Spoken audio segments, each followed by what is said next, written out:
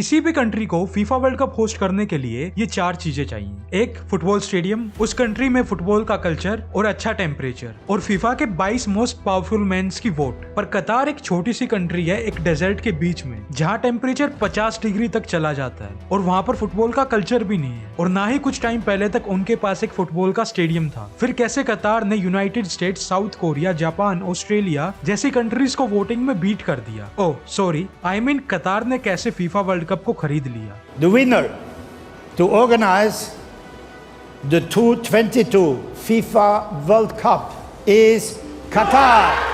FIFA 1904 में start हुआ था। उनका गोल था फुटबॉल मैचेस करवाना, और वहां से फीफा की ग्रोथ स्टार्ट हुई। 1980 में फीफा सबसे स्ट्रॉन्ग और सबसे फेमस स्पोर्ट्स ऑर्गेनाइजेशन थी, और 2022 में ये सबसे हेटेड ऑर्गेनाइजेशन है। फीफा ऑफिशियल्स को करप्शन और मनी लॉन्ड्रिंग के केस में दुनिया के अलग अलग कोनों में अरेस्ट किया है। इवन फीफा के प्रेसिडेंट ब्लाटर को भी। आम जनता के लिए फुटबॉल बस एक गेम है, पर बिजनेसमैन और पॉलिटिशियंस के लिए ये स्पोर्ट्स एक मनी मेकिंग मशीन है, और उससे भी ज्यादा अपने डर्टी सीक्रेट्स को व्हाइट वॉश करने का तरीका है। जैसे 1976 में अर्जेंटीना की गवर्नमेंट को ओवरथ्रो कर दिया था और वहां पर डिक्टेटरशिप स्टार्ट हो गई थी, और इसके 2 साल के बाद वहां पर हुआ फीफा वर्ल्ड कप, जिससे सिर्फ उन्होंने पैसे नहीं कमाए बल्कि लोगों का सपोर्ट भी गेन कर लिया, क्योंकि उनकी कंट्री में फीफा वर्ल्ड कप हो रहा है। ब्रांड्स करोड़ों रुपए देके फीफा वर्ल्ड कप पे अपना लोगो लगवाती हैं, पर गवर्नमेंट भी करोड़ों रुपए खर्च करके फीफा वर्ल्ड कप को अपनी कंट्री में लेके आती है, ताकि वर्ल्ड की अटेंशन उन पे रहे। Together, you've given the American people an extraordinary opportunity to welcome the world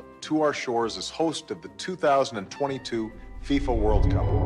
back to the question, how Qatar bought FIFA. Qatar के 50 डिग्री के टेम्परेचर के साथ कोई चांस ही नहीं था कि वहां पर फीफा वर्ल्ड कप समर में करवाया जा सके, क्योंकि फुटबॉल एक इंटेंस स्पोर्ट है। ये प्रॉब्लम को सॉल्व करने के लिए फीफा वर्ल्ड कप को समर की जगह विंटर में करवाया गया, पर विंटर में वर्ल्ड कप होस्ट करवाने के कारण दूसरे टूर्नामेंट्स को कैंसिल करना पड़ा, और उसके साथ ही फीफा के 100 साल के ट्रेडिशन को खत्म करना पड़ा। ये फर्स्ट वर्ल्ड कप है जो विंटर में हो रहा है। ये फीफा के 22 कमेटी मेंबर्स है, जिनमें से 14 लोगों ने कतार के लिए वोट किया। अगर आप इनको ध्यान से देखो तो इनमें से एक इंसान कतार का है। वी कैन से कि इस पर्सन ने अपनी कंट्री के लिए वोट किया होगा। इसकी जगह कोई और भी होता तो वो भी अपने देश के लिए वोट करता, पर फीफा वर्ल्ड कप अब कतार में हो रहा है, और एक वोट से तो ये पॉसिबल नहीं है। पर आज कतार में वर्ल्ड कप हो रहा है तो सिर्फ और सिर्फ इसी एक पर्सन के कारण। ये कतार के मेंबर ने दूसरे फीफा के मेंबर्स को अप्रोच किया। सबसे पहले इसने जैक वार्नर को अप्रोच किया और उसके बैंक में $450,000 ट्रांसफर किए, और इसने उस पर्सन को टोटल $1.6 मिलियन दिए थे। और उसके कुछ टाइम बाद ही जैक वार्नर ने बोला, the only brother I have in football is Hammam. अब हम्मा इसका भाई क्यों है, ये समझने के लिए आप लोग समझदार हो। और ऐसे कतार ने वोटिंग जीती और यूएस, ऑस्ट्रेलिया, जापान और बाकी सारी कंट्रीज को हरा दिया। $1.6 मिलियन हर एक पर्सन को।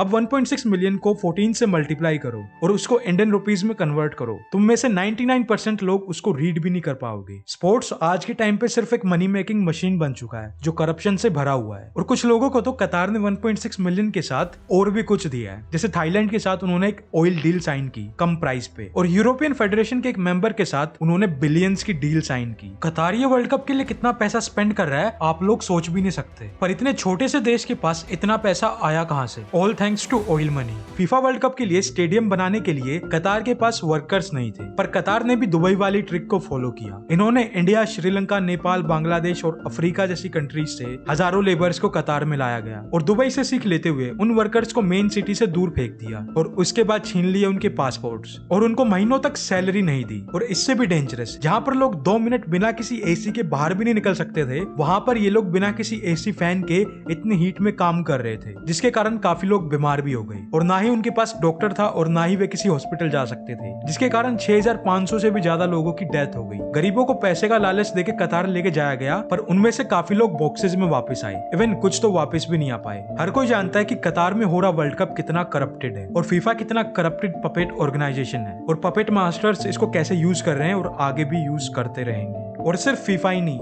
आज के टाइम पे ये स्टोरी हर एक स्पोर्ट्स ऑर्गेनाइजेशन की है।